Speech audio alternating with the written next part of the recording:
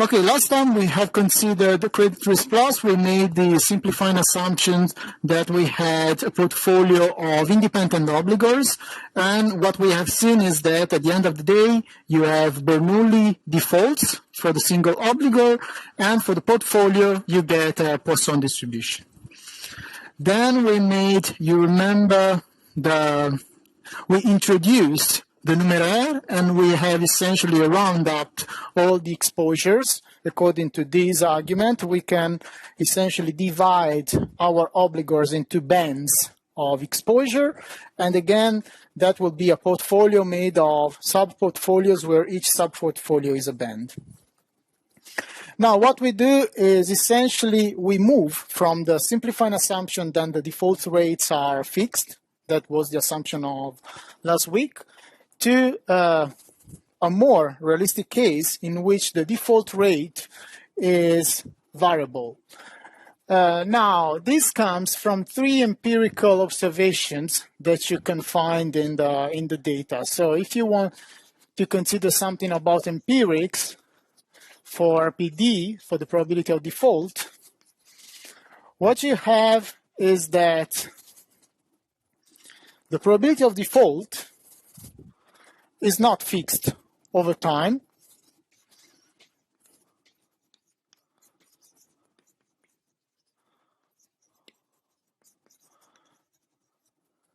And it's variable, and it differs also for obligors with similar creditworthiness.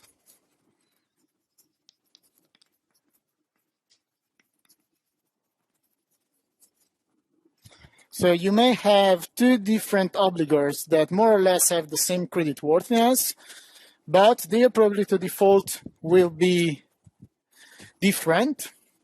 And if you want, this is an implicit criticism to models like Moody's KMV. Because remember that, for example, under Moody's KMV, when we have the same distance to default, which is a measure of creditworthiness, we have the same probability of default. Even if you are comparing McDonald's with Apple with the ice cream shop. If they have the same DD, it's the same probability of default. Then the second observation that comes from data is that variability seems to be driven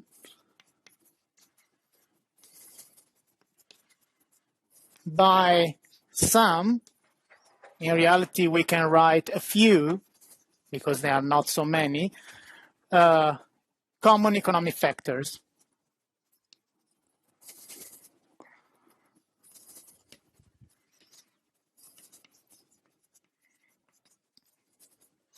And that's why, for example, we will see that credit risk plus in the extended form that we are going to introduce is a mixture model in which we have defaults that are independent conditionally on the common economic factors. And the third one, it's essentially something that comes from data with the caveat that essentially, with the exception, that essentially it holds for not so bad companies. The defaults are rare events. So if you want, exclude CCC and similar classes for the moment, again.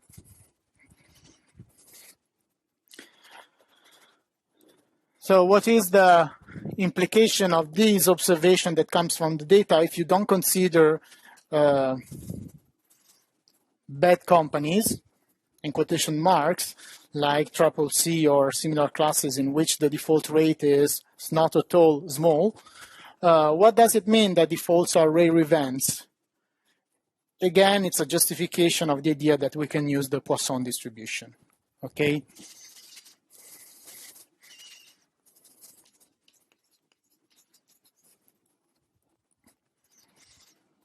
So obviously, you never know if these guys look at the data and then develop the model, or develop the model and then define the justification of the model in the data. But I will not enter into the discussion. For sure, what is true is that default rates are not constant. Even when you use credit ratings, you are making the assumption of constant default rates, but you know it's not true. And typically, that's why for large companies, the one that may be very important for your portfolio, you always accompany the probability of default that you get from transition matrices with equity-based estimation, because you also want to know what happens every day and not just 1 year time horizon. Now, what's the way in which the guys in Credit Suisse typically deal with the first 2 points? For the third point is the Poisson, and we have seen that we already have the Poisson coming out from the simple version of the model. How can we introduce common economic factors? Even here, we have the simple approach, and then given the simple approach, we can extend to a more general approach. The simple approach is that we have a portfolio of obligors, and we can split the obligors into sectors. Okay, so we split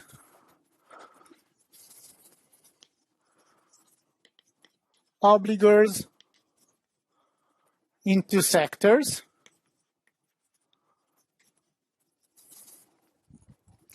and let's say that we have small n sectors.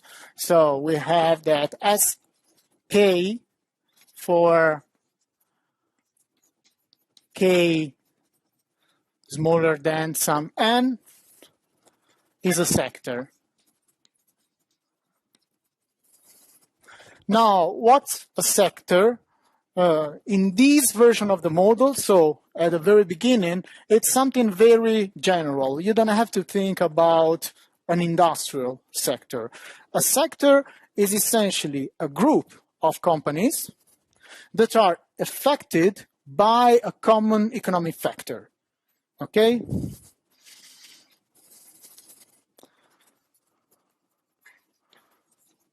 Of obligors affected by a common economic factor. And this is very important at this stage.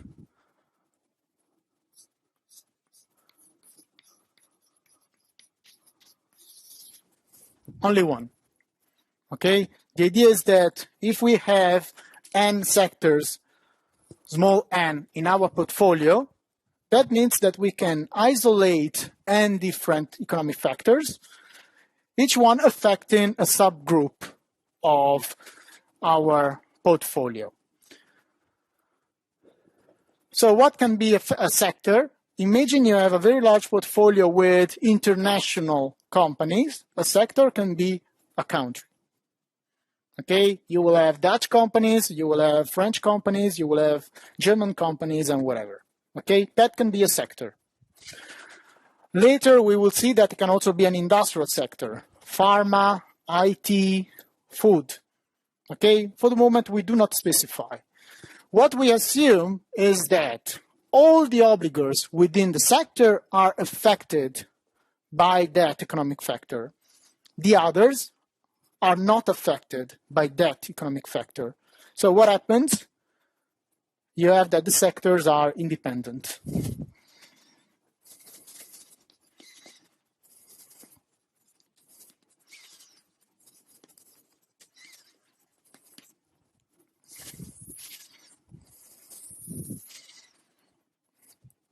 So the fact that sectors are independent is not an assumption.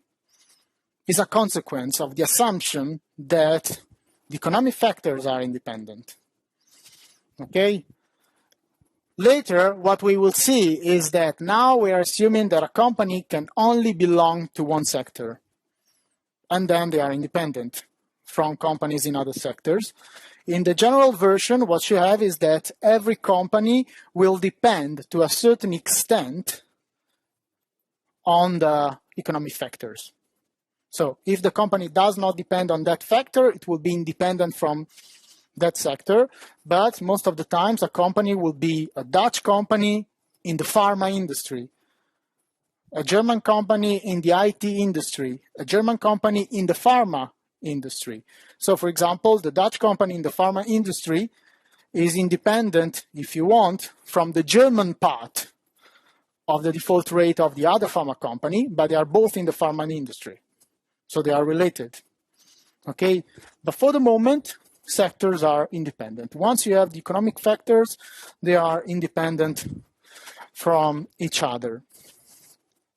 And every sector is driven by a single economic factor. So we need some notation, which is very similar to the one we have considered last time.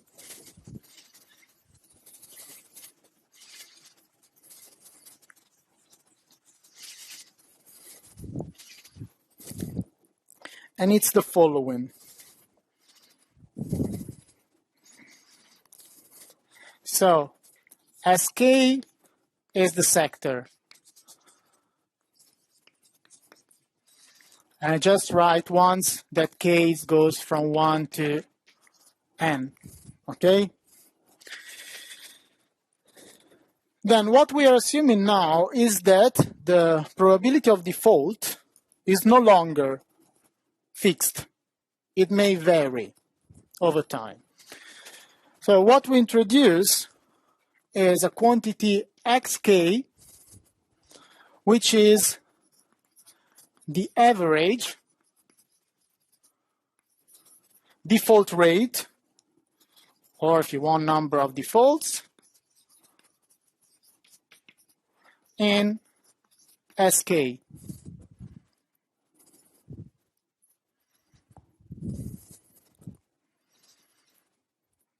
The big difference with respect to what we have said last time is that now for us, xk, it's a random variable.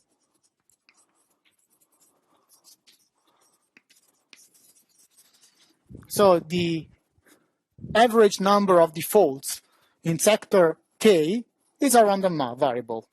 And it's a random variable that will have a mean and the standard deviation, okay? So mu k is the expected value of xk, and sigma k is the standard deviation of xk.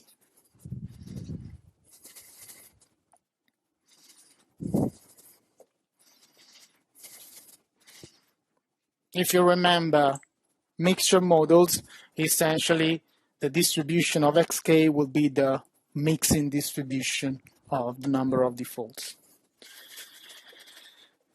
Okay, then we have sk, xk, then as usual we have E, which is the numeraire. So it's the amount of money or apples or pears or whatever you want in terms of which all the other quantities are defined. Then we have A, J, K, which is equal to E times nu J, K. It's the exposure size in units of E.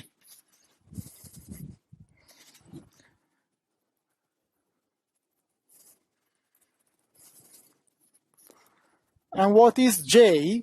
J is exactly the band index that we have introduced last time. So what we have is that J goes from 1 to M, K, and K goes from 1 to N. So what do we have? You remember last time we didn't have the K, we just have J, because we were dividing exposures into bands of units of the numeraire, okay? And the bands were going from 1 to M. Now what we have is that within each sector, we define bands. And in principle, we can have the same number of bands for all sectors, but they can also be different within sectors. So M is a function of K in general.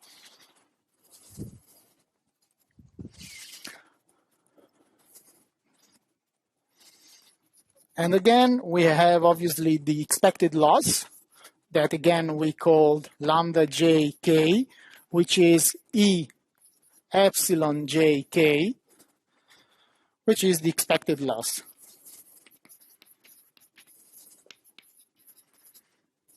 In units of E and so on.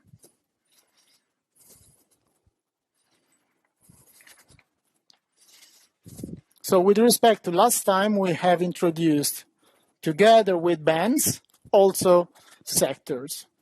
Remember, sectors are independent for the moment, and each sector is affected by just one economic factor, and economic factors are independent.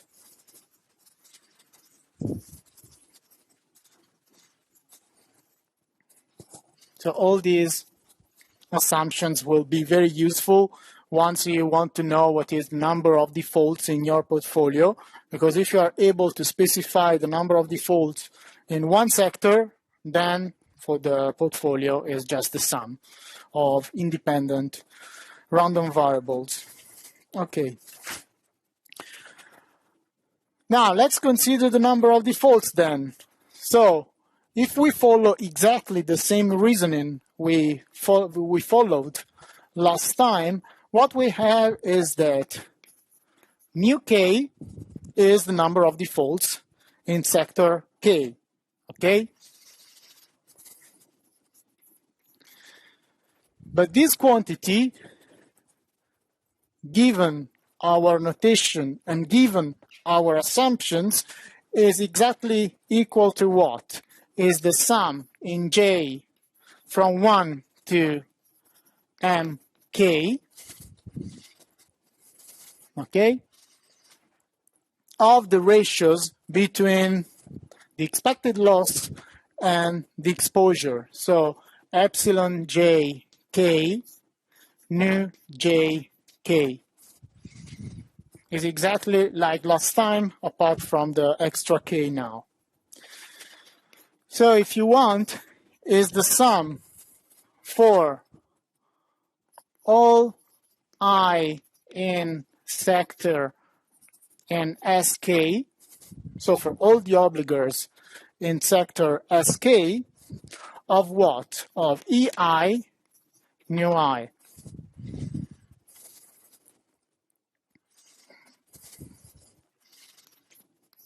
And if you remember the notation of last time, so always for all I in sk, this is what? This is pi.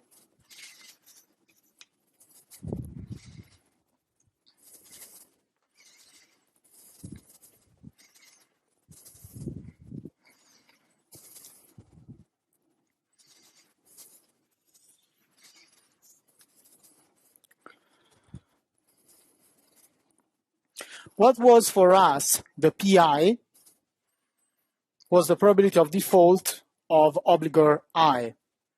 And we were assumed that to be fixed. Okay? For us now, this will be the average probability of default of obligor I.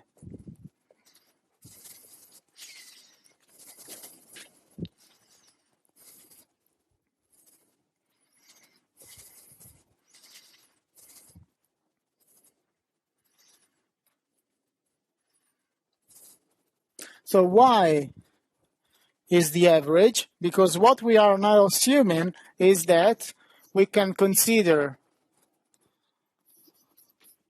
xi similar to what we have considered here for the sector. For every single obligor, we can consider xi to be the random probability of default of I, such that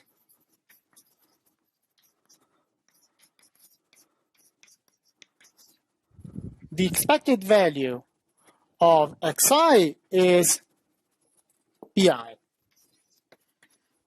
and the standard deviation of xi is a quantity sigma I.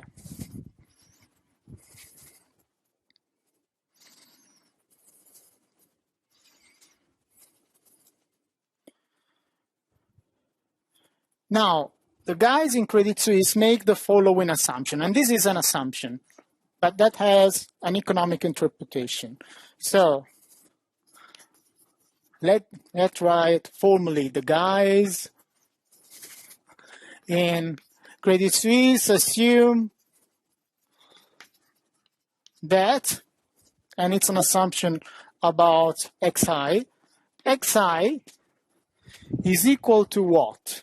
Is equal to epsilon I mu I times the ratio between xk and mu k.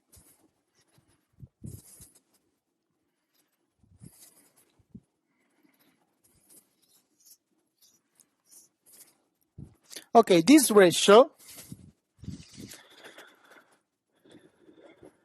is the ratio between the average number of defaults in sector K, which is xk, and mu k. And what's mu k?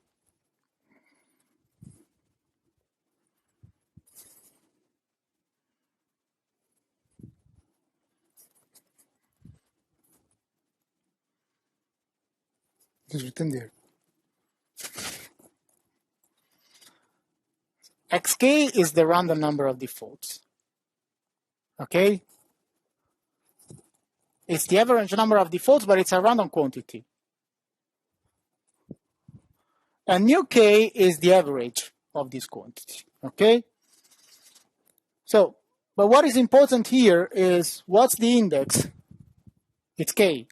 So that quantity is the same for all companies belonging to sector K. Okay?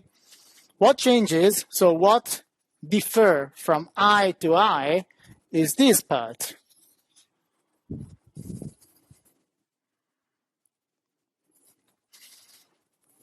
Which is pi, which is the average of xi.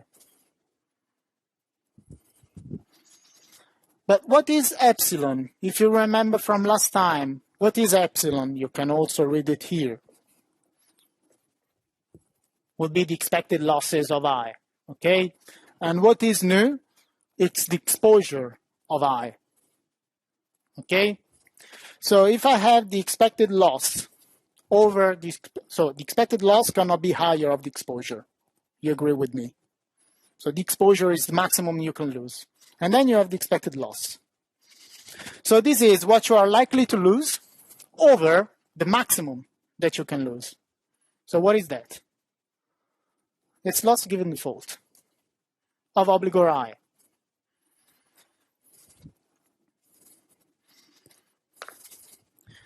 And if you want, it's a measure. So it's the loss given default, which is also a measure of the credit worthiness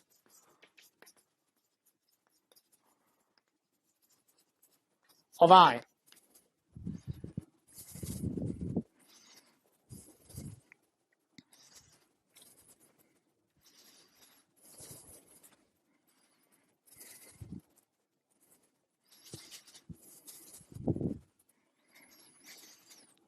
So the idea is that, and this is what you observe in practice, when you have a default of a bond, when you have a default of a counterparty, the higher the loss given default,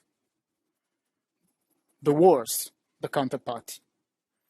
Because when a bond defaults, it's not true that you cannot trade it on the market. We will see that next week with credit default swap.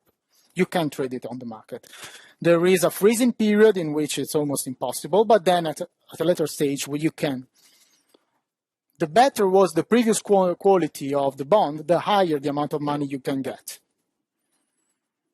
And it's exactly what you see here. If the loss given default is higher, this quantity will increase. And this quantity is essentially the random default rate of your counterparty. So from an economic point of view, it's totally makes sense. And if you assume that, okay, and now you want to compute sigma xi, which is sigma I for us. So if you want to compute the standard deviation here, okay, what will be?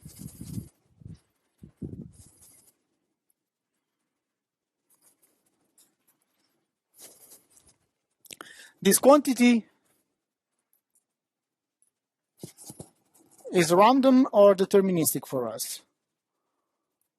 Deterministic. This, deterministic. This, deterministic. This, it's random. So essentially, if you take the standard deviation of this is the guy leading the standard deviation. Okay? So you can copy these three elements because the standard deviation is positive, homogeneous, and all the nice properties for the variance. Remember, not is not coherent. So what you have, essentially you have epsilon I, mu k, sigma k. So you have also this very nice relationship in terms of standard deviation that tells you that the volatility of the default rate is again linearly dependent on the volatility of the sector. So the more volatile is a sector, the more volatile will be the default rate of every single guy, of every single obligor in that sector. And the proportionality will be given by the loss given default. Okay, there is also this part, but this is in common for everyone, so it makes no difference. Now, this model has some nice, yes?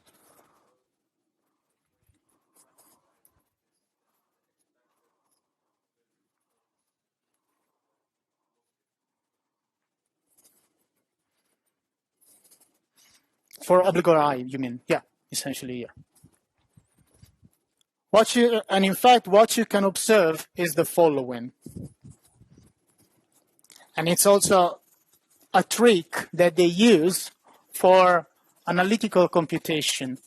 So if you assume that form for xi, that you can justify in an economic way, what you get is sigma I. It's that form for sure, okay?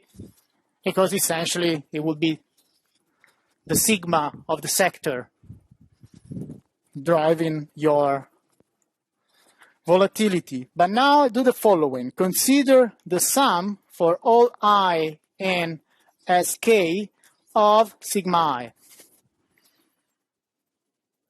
Okay? If I do that, this is equal to the sum for all I in Sk in sector K. Okay? It's always the same stuff. Of what? Substitute this.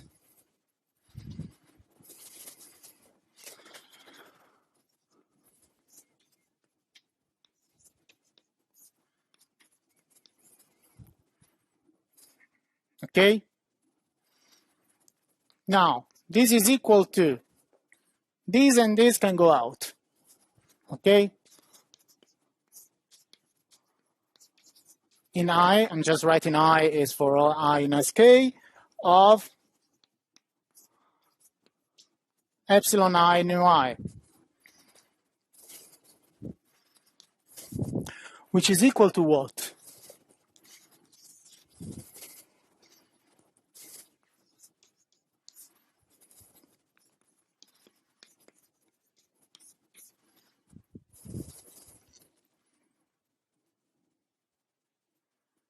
Okay?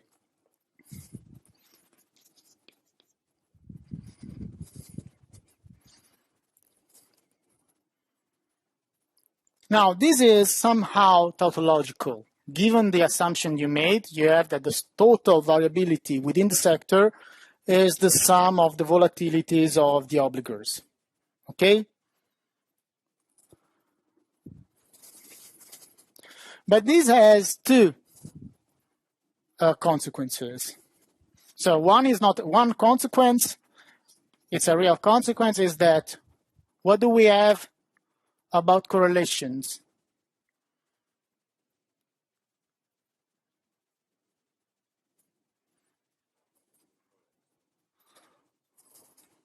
So what do you know about correlation? I have that the total variability is just the sum of the volatility. So the total volatility is just the sum of the volatilities. Yeah.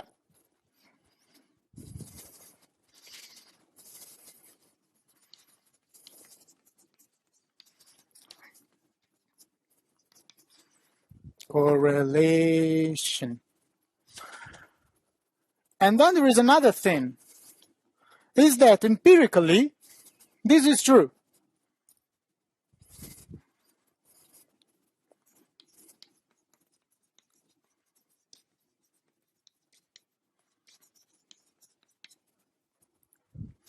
Because we will see that essentially what really makes the dependence within the sector is the common economic factor.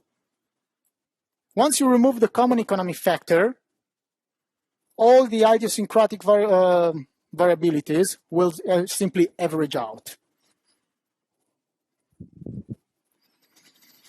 So this is something that we are going to use, because now if this is what we know,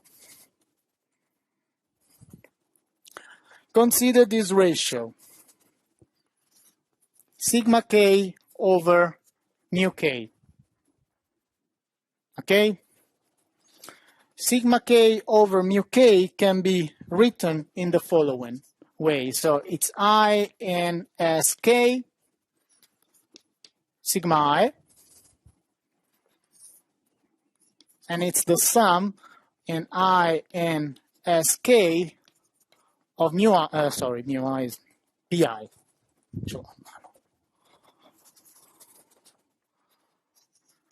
You can also call it mu I, it's okay, but since it's Pi, since last time.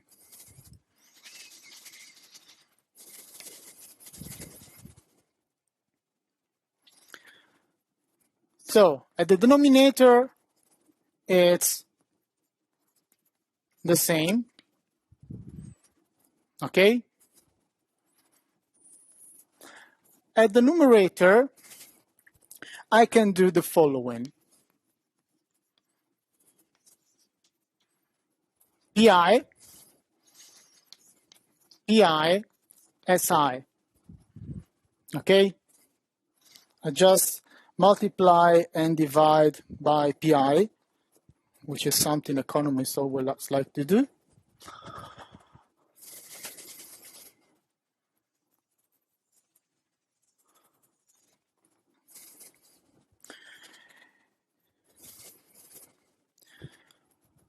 Because essentially,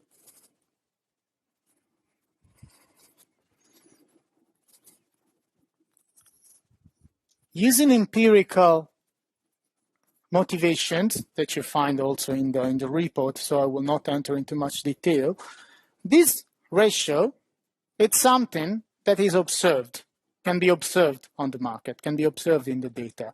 And this ratio is more or less 1. So the ratio of sigma I, which is the variability of the default rate for obligor I,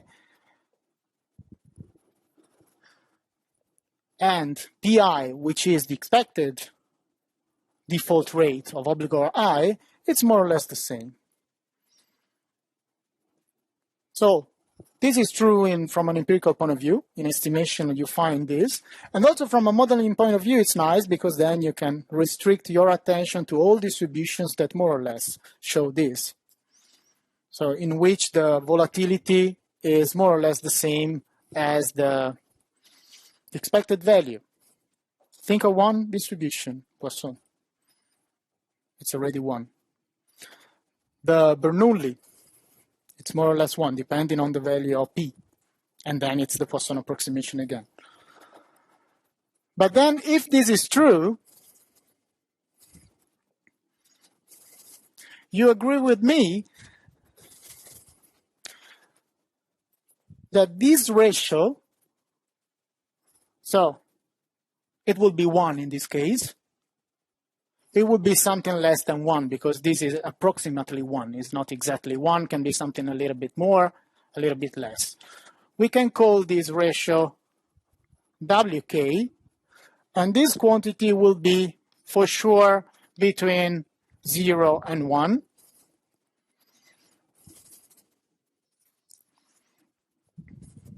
Much closer to 1 than to 0, but it's there. Why this? Because then we can write the following. Sigma k is equal to mu k wk, okay?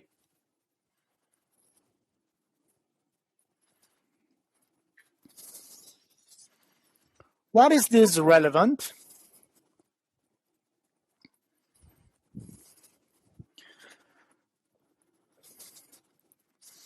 Because essentially, this tells us something about the distribution that we will possibly assume. So sigma k is the volatility of xk, and mu k is the expected value of xk.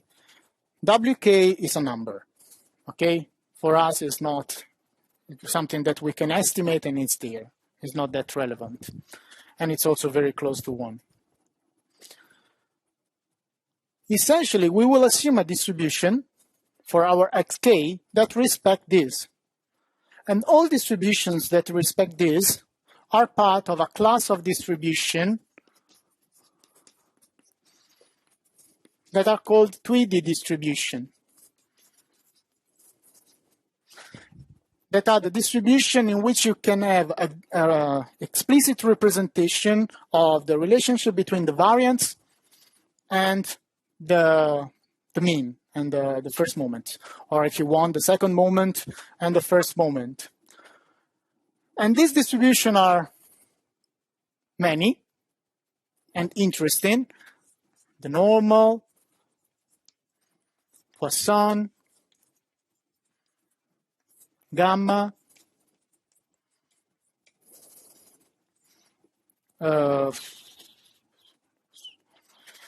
the binomial, the Bernoulli, obviously. So the distribution we will choose for our xk will be here, and essentially would be this one.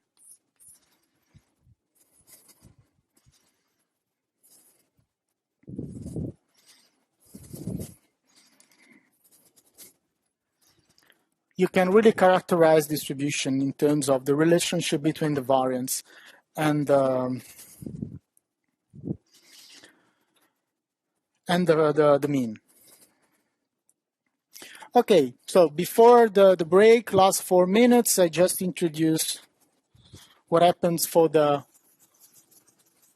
portfolio. What happens to the portfolio?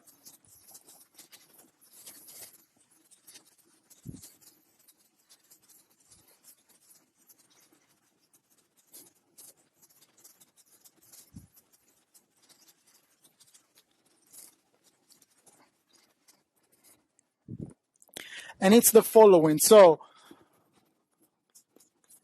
call fz the probability generating function, as always the same, of the number of defaults in your portfolio, in our big portfolio. Okay, that will be the sum for n going from 1 to infinity of the probability of n defaults.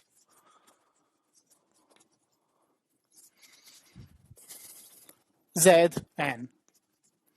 Okay? But now what we know is that we have split our portfolio into K sectors. And we know that the sectors are independent. Okay? So this guy will be equal to the product for K from 1 to small n of what? Of fkz, where fk will be the probability generating function of sector K.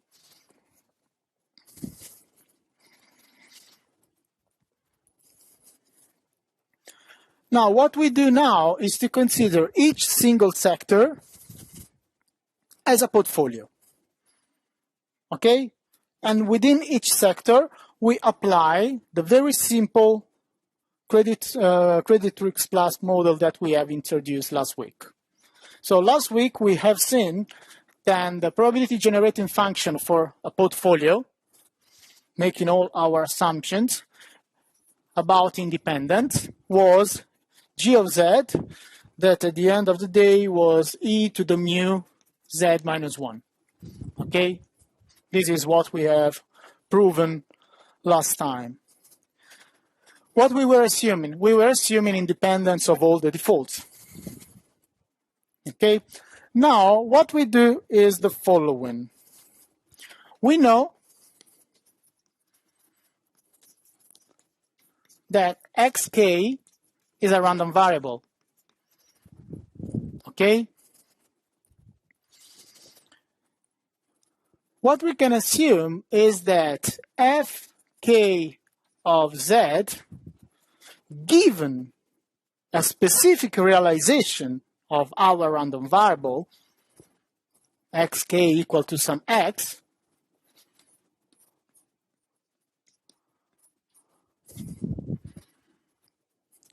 it's similar to this. Because what I'm saying is that if I condition the average number of default, so it's fixed, it's a quantity, and for us this is the quantity that essentially accounts for the common economic factor, what I'm now assuming is that conditionally on that, the default within the sector are independent. And then what I can write is essentially the following. Here I can write e to x, which is my value here, z minus 1. Okay, so this is what we have seen last time. And now I'm making the assumption that if I fix xk to be some x,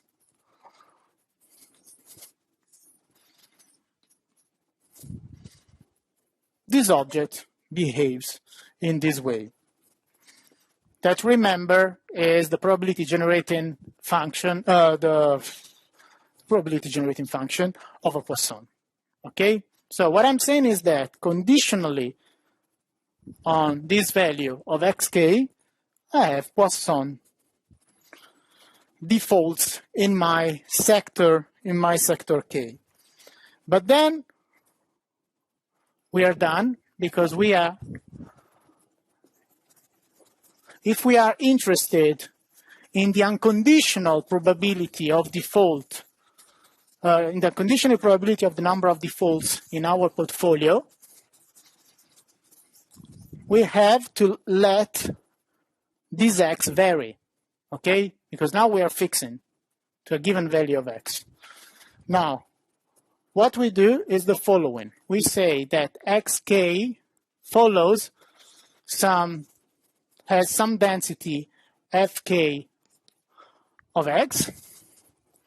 It's a given density, such that fk of z is equal to what?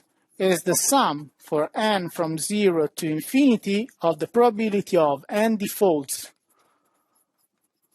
in sk, because I'm in sector K, Zn. But this is equal to the sum for n from 0 to infinity of Zn, and then my xk varies according to fk, okay? So what I get is the integral between 0 and plus infinity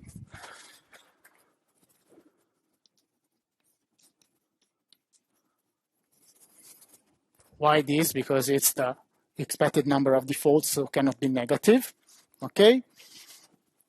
Of this guy, which is the probability of n defaults and sk. Fk of x dx.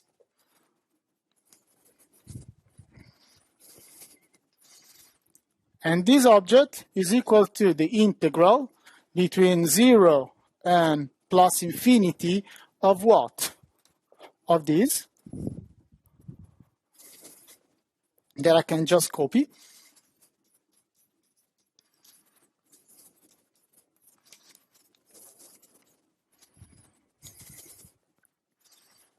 Poisson with some mixing.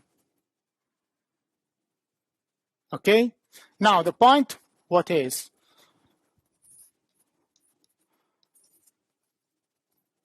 We have to make some assumption about this density. For the moment it's a density, but we don't know what type of density. We have to specify it, and what we will specify is the gamma. Okay, so we can have the break and you can recover your 5 minutes.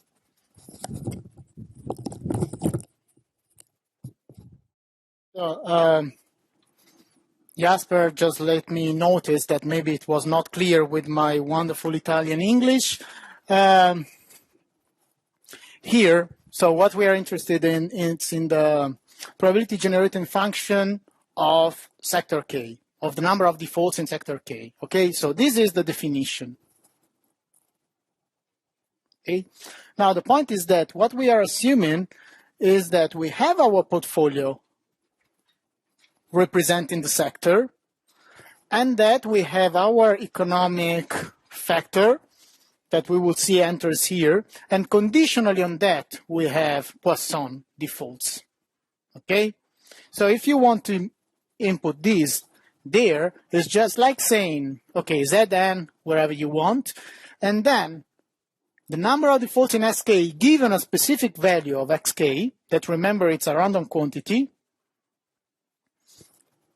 and we'll let this value vary according to the density. For the moment, it's a generic density. Then, this object is this object,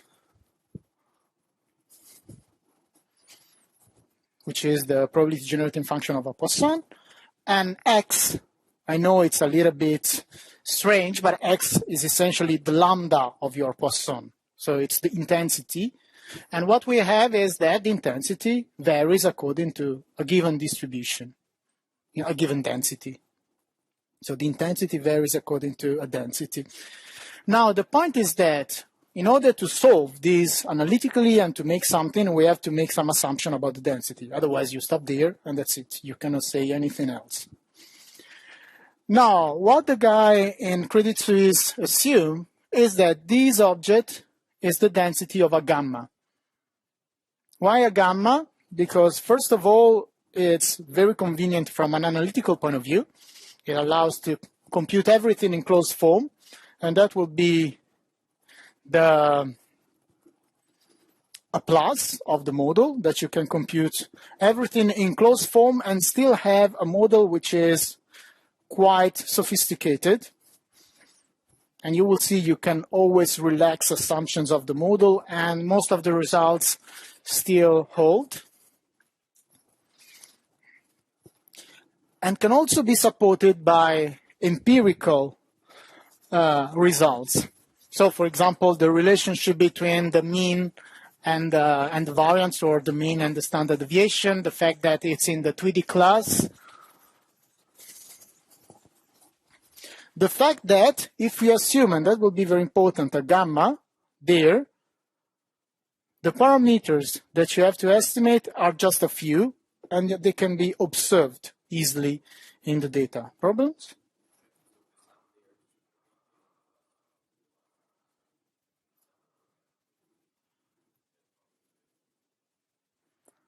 The sum.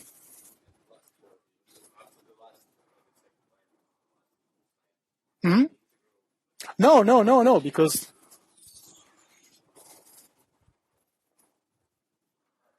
you can put it back there, because this is the probability generating function. Your Z is here, see? Yeah, it's there. Yeah, you can put it back there. Oh, yeah, I'm jumping over passages, but essentially it's here. This is the probability generating function plus times the density.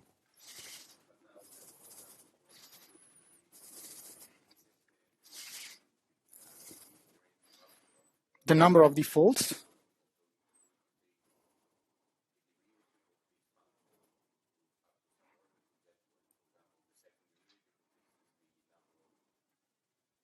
If you want to find out this is the probability generating function. So if you want to find the probability mass function of k equals of zero default, what you find is that if you want to find the probability of having k default, you take the kth derivative in z equal to 0. You evaluate, and what you get is not a moment, is the probability mass function. So it looks like the moment generating function, but it generates the probability mass function, not the moments. So what the guys in CreditRisk Plus assume is that our fk of x is gamma. How many? 1, 2, 3. One more. It's a gamma alpha beta. You can give different definition of gamma. There are at least 3, but more or less they are always the same up to reparametrization. So we use the one they use, which is not the one I prefer, but nevertheless, it's that one. So let's say already alpha k, beta k, because it's on the sector. So it's beta to the alpha k, and this is beta k, gamma alpha k, and e to the minus x over beta k, x to the power alpha k minus 1. Okay, so this is their density. The expected value, so if xk follows this, the expected value of xk is equal to, we know, our mu k, okay, which is alpha k beta k. And for what concerns the variance, the variance is alpha beta k squared.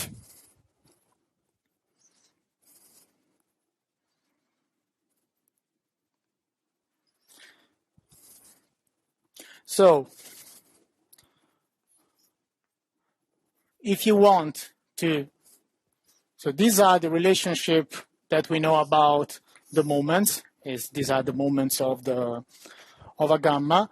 If you want, you can express alpha k and beta k in terms of mu k and sigma square k. Why? Because that can be useful, for example, when you use the method of moments to estimate the parameters.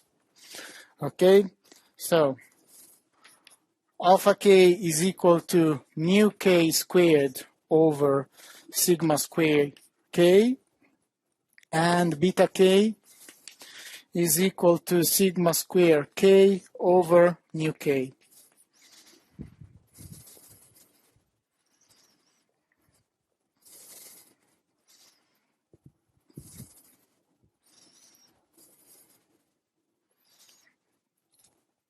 Why is this interesting? Because these are the parameters of your gamma. And you see that these parameters depend on mu k and sigma k that are quantities that you can observe historically. You have your portfolio, you have your sectors, and you can observe the average number of defaults and the variability in the number of defaults. Okay? So you have the defaults in the sector, you can compute easily mu k and sigma k. And then you have automatically alpha and beta. Okay? So it's very convenient. Why the gamma? Because the gamma, it's a rather flexible distribution. Remember that we are assuming alpha k and beta k to be different among sectors, okay? And even if we always use a gamma, the gamma can be very, very different. So it can be something like this for a value of, I made some plots, so I have to copy, I don't remember. No, sorry, this is wrong. This is 1 and 2. So for alpha equal to 1 and beta equal to 2, the gamma, for example, is this object. If you use alpha equal to 9 and beta equal to 1/2,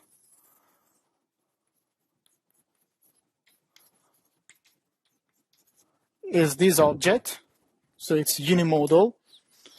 And if you use alpha equal to 6 and beta equal to 1,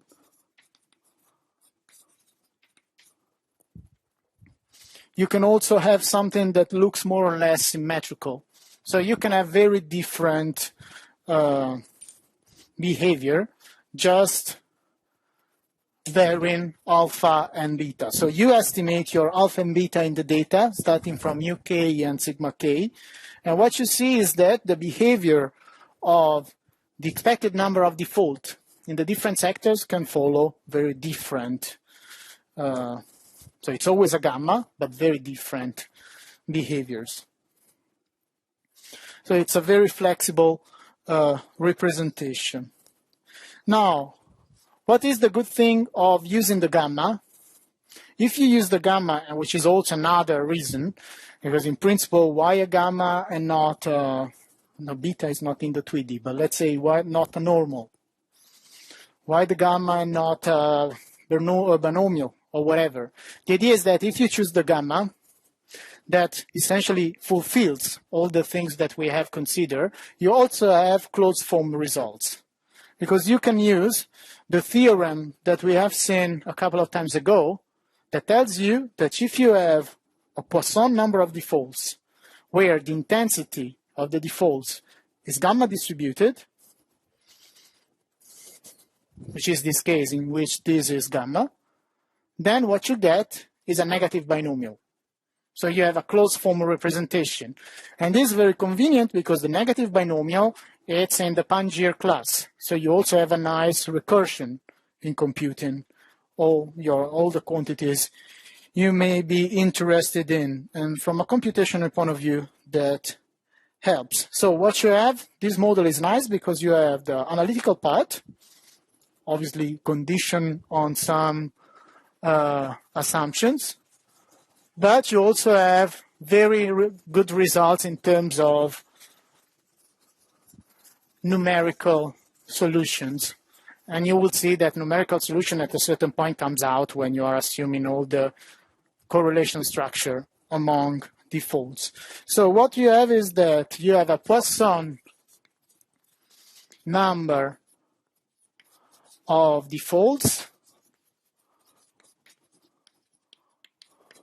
with the Poisson intensity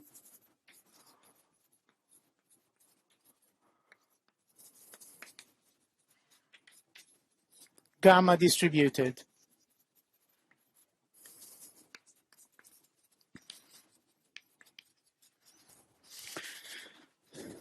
Then what we know is that if you go back to the theorem, you have that the number of defaults in Sk. So the probability of having exactly n defaults in Sk is equal to n plus alpha k minus 1 over n, 1 minus pk to the power alpha k times pk to the power n, where pk is equal to beta k 1 plus beta k.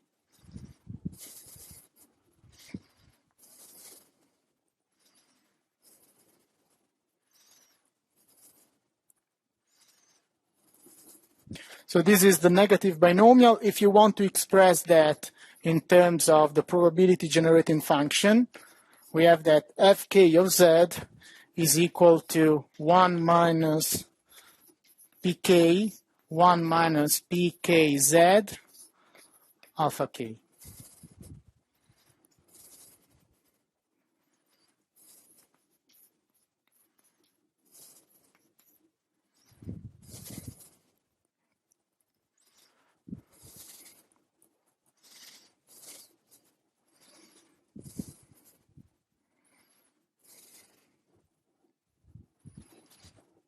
So you have this distribution that comes out. Negative binomial, it's another rather flexible distribution. It's discrete, which totally makes sense because we are counting the number of defaults. So it's a discrete quantity. Now, if we know this,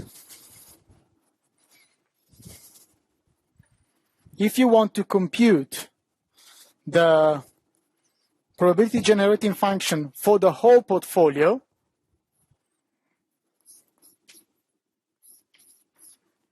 it will be equal to what?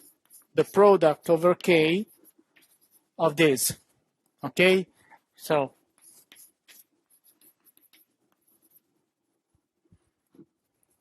is this one, because of the independence among the different sectors.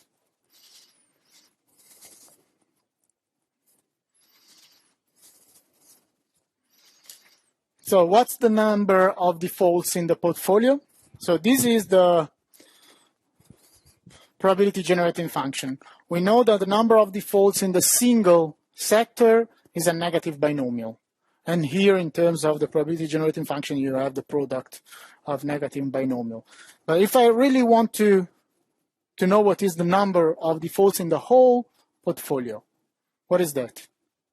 I know that in every single sector, I have a negative binomial. So for the whole,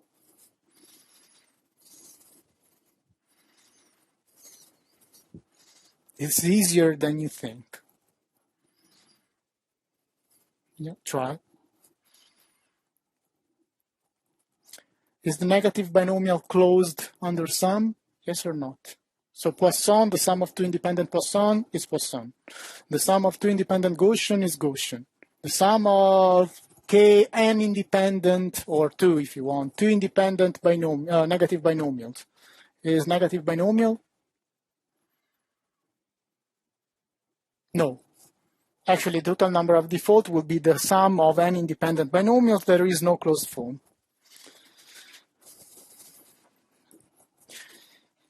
You are scared, and it's true. So it's just the sum of negative. It's just the sum of negative binomials. But once, and this is nice, nevertheless, because the sum of negative binomials, if you are using the Pange recursion, you can also say, you can also do something from a computational point of view. You can simplify a lot of things. And that's it. So what I ask you to do is to have a look at A9 and A10, that are two short sections in there. And what we do now, we start introducing a more general representation. So what we have is that we have considered the first case, a portfolio with independent companies, okay, Poisson. Number of defaults, Poisson. Then we have introduced the bands of exposure, and at the end of the day, it's always Poisson taking into consideration the bands of exposure because the Poisson distribution is closed under sum.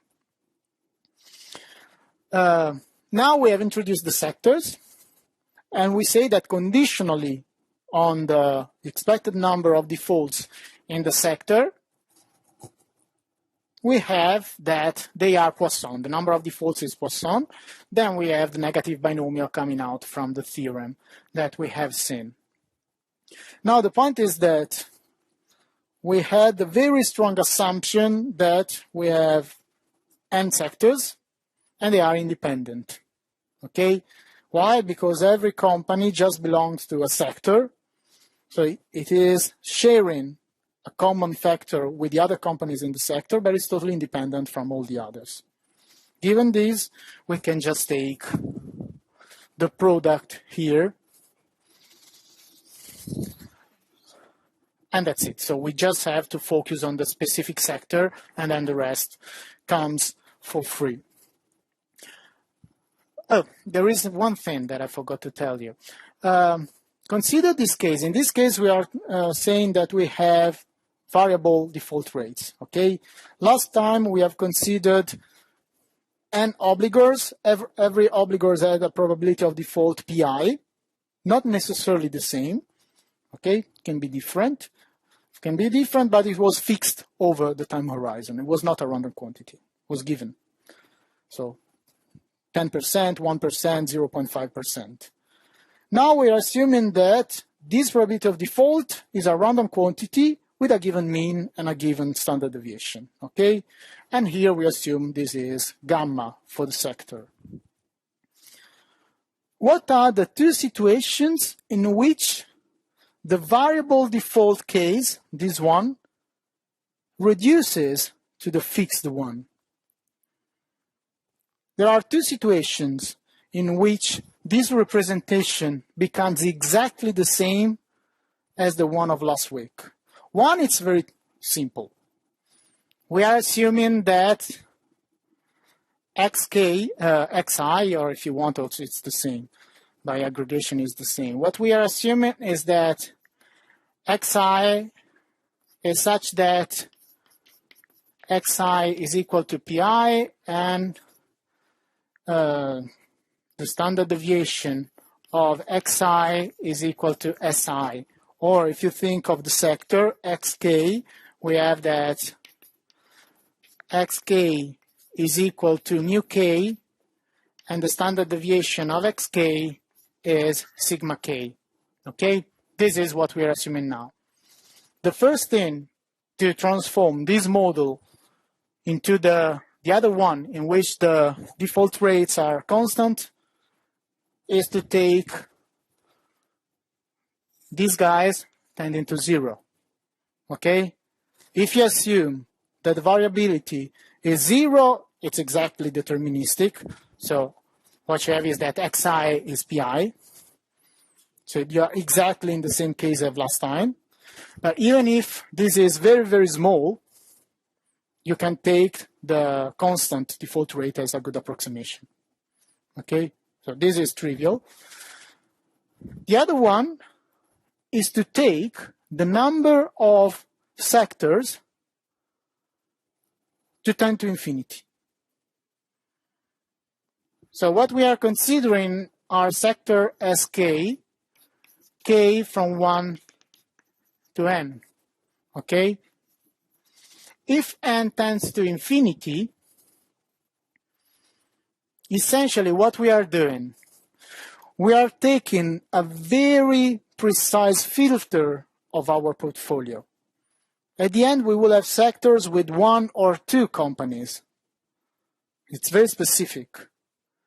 So the variability within the sector will tend to 0 again. So if a sector contains only 1 company, there is no variability. And that's obvious. You are exactly in this case. But even if a sector instead of 10 companies contains 2 companies, and they are affected by a common factor, it is plausible to assume that the variability will not be very large.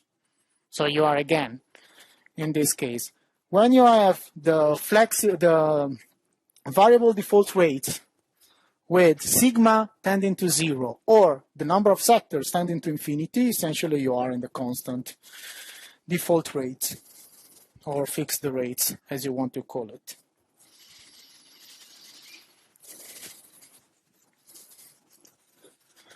Now, next time, as I told you, we will finish the models related to the static approach to credit risk. And for what concerns credit risk plus, we will essentially say something about correlations. But what we have seen now is that essentially there is no correlation. Here in this representation, there is no correlation. Among sectors, for sure, they are independent. And even within the sector, essentially for the aggregation of the volatility, there is no correlation.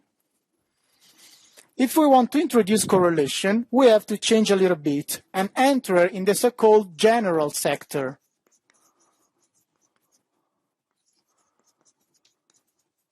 Model, which is this is the real model, so the one which is used by banks.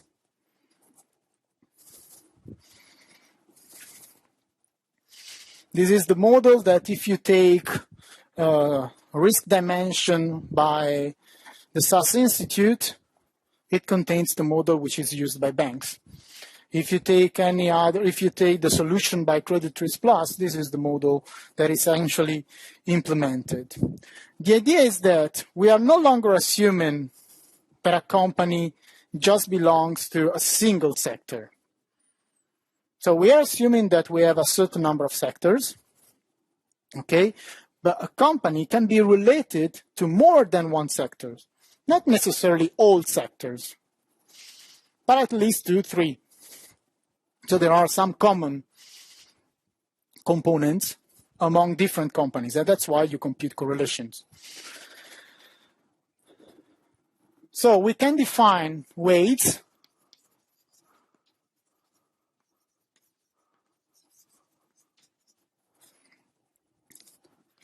theta I k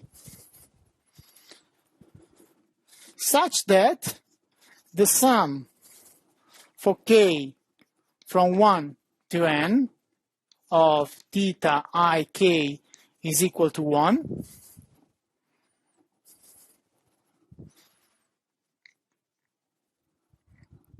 And these are exactly the weights according to which every single company, every single obligor I depends on sector K. Okay? So what we have is that theta I k is using the definition of CR plus, the extent to which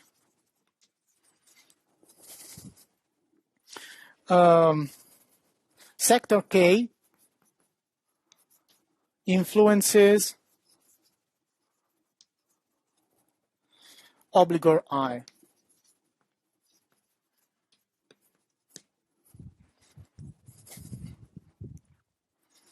Obviously, if for a given K, so let's say that I have K from 1 to 3, so I have just 3 sectors, and I have that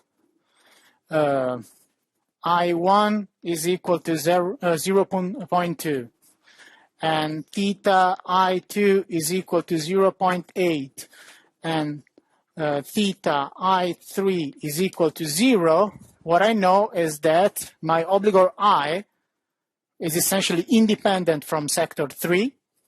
It's highly dependent on sector 2. And, okay, 20% is not a small amount, but it's quite dependent also on sector 1, okay? Now, this is with 3. If you have 10, you can have that for many sectors you have independence. For other sectors, you have a slight dependent. And for one sector, you will find a large dependence. Yes? This is not directly the measure, no. No. Yeah, that would be a question, for example.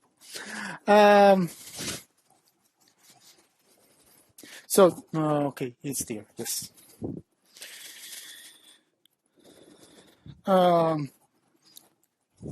Little digression about this.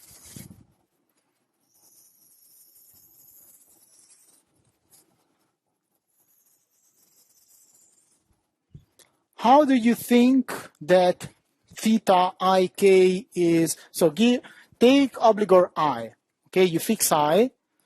How is theta ik computed, given?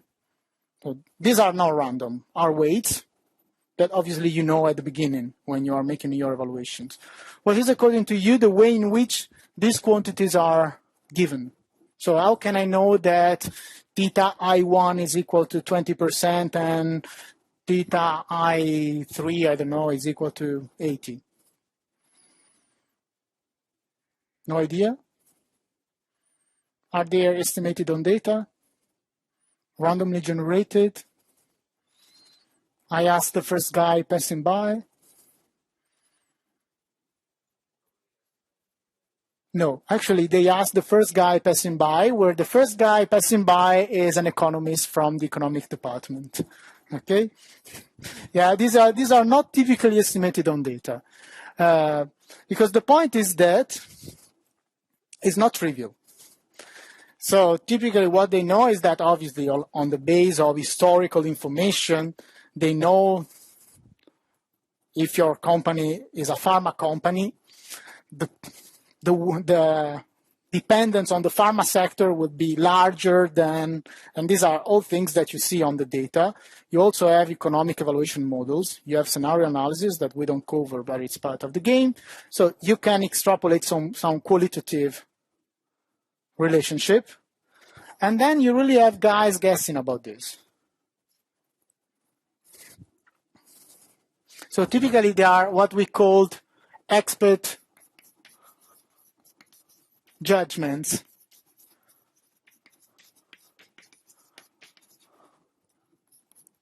Experts. Most of the, then obviously for, yes. Mm-hmm. Yeah, so now sector can be very general. We will see that in more detail next time. But essentially the sector can be the country, can be for sure one sector. And in that case, that sector will influence all the companies belonging to that country. Then you can have an industrial sector. So sector is a name. It's not necessarily the industrial sector. Most of the time it is.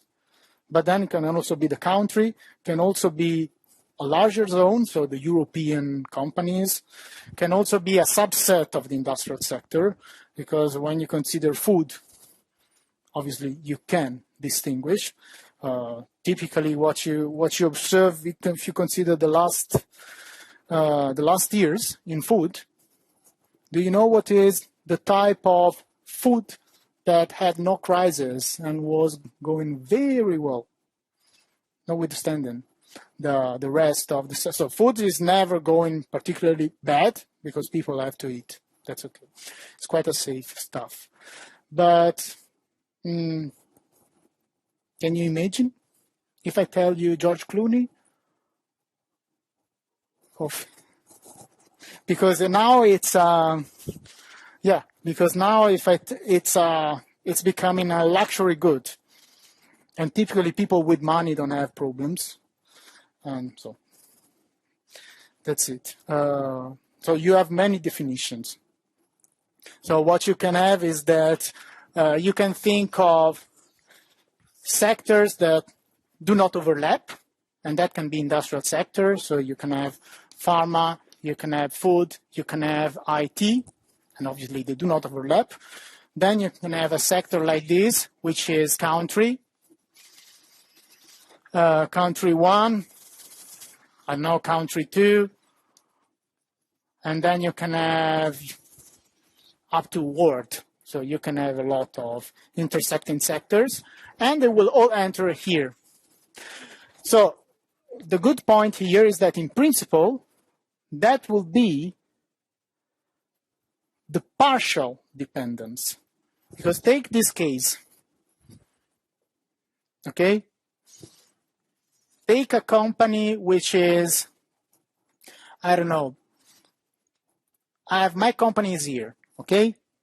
So my company depends on pharma, but it's also country, and it's also world, whatever.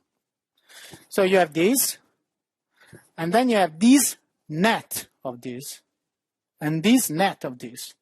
So these are partial dependent, but we will see that in more details. So, if you have this, so if you have this definition of sectors,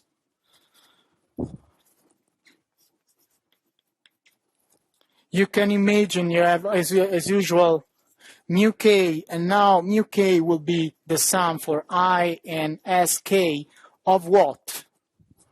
Of theta I k mu I,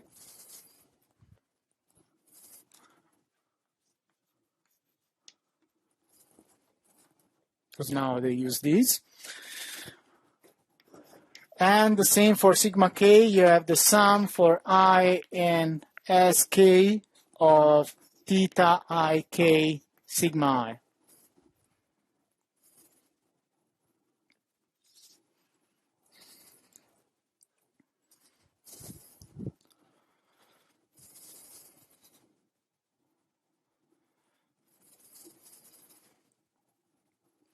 If you want to isolate, for example, just the effect of one sector in this representation, we will see that you substitute this object with the Dirac. That obviously is 1 if the company belongs to the sector and 0 if it does not belong to the sector. So you will see that this is a way of isolating the fact that a company belongs or not to a given sector. And it will also be a way of cleaning cross-correlation. Yes?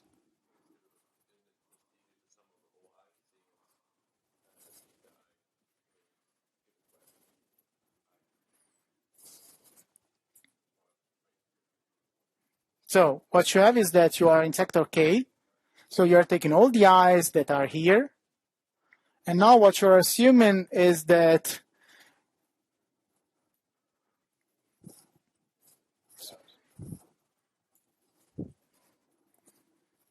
for the sector, obviously what you're picking here is just the contribution of sector K to obligor I.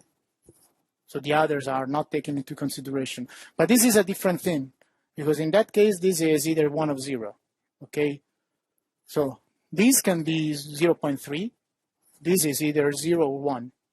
It's an indicator.